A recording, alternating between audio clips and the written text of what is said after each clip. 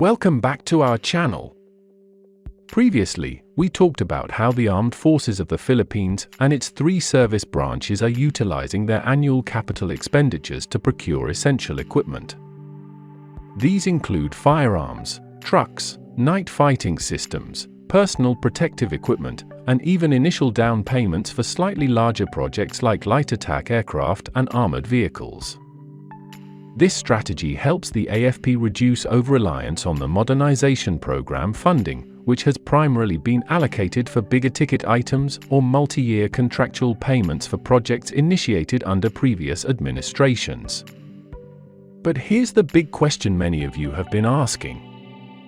What about the long-anticipated multi-role fighter acquisition project of the Philippine Air Force?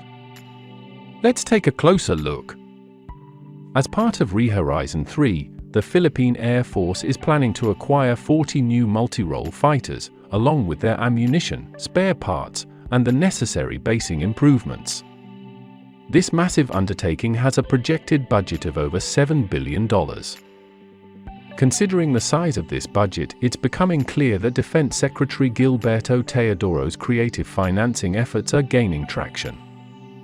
These efforts aim to spread out payments over a longer period of time, rather than sticking to the more rigid multi-year contractual authority (MYCA) or multi-year obligational authority (MYOA) systems that require payments to be completed in just a few years.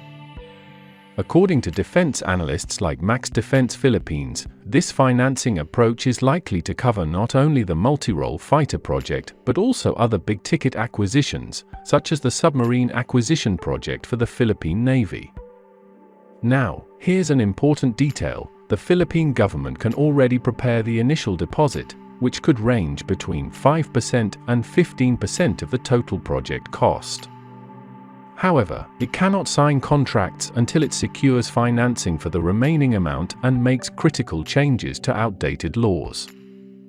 What's the problem with the current law?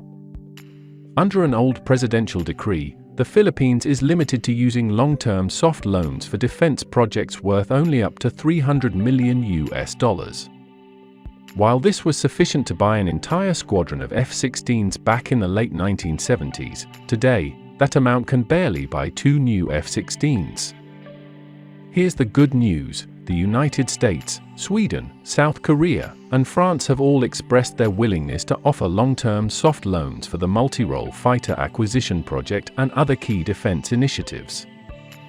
Now, it's up to the Philippine government to take the next steps. They must amend or repeal outdated laws that restrict the use of long-term loans for defense projects and actively negotiate and accept these financing offers from allied nations. This is a pivotal moment for the Philippines' defense modernization.